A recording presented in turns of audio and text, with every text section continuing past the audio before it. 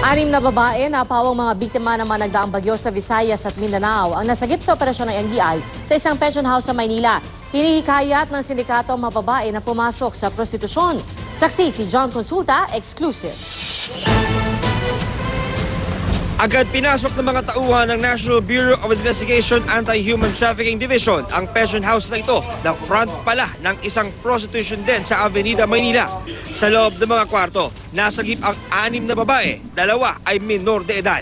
Ayon sa NBI, nagre-recruit ang sindikato ng mga babae mula sa Visayas at Mindanao na tinamaan ng mga nagdaang bagyo at inaakit na pumasok sa prostitution. Kita rin sa surveillance video ng NBI ang paggamit ng droga ng mga parokyano na ibinenta sa kanila ng mga operator bago isagawa ang pang-aabuso sa mga biktima. Hinihikayat din nila pati maging mga customer na gumamit ng shabu na kanila namang ibinebenta rin. Drug din yung lugar. Arestado ang 9 na sangkot umano sa operasyon ng prostitution at drug den. Mariin nilang itinanggi ang akusasyon. Operator daw kayo sir ng prostitution house? Di po sir, di po. So saan galing yung mga babae doon?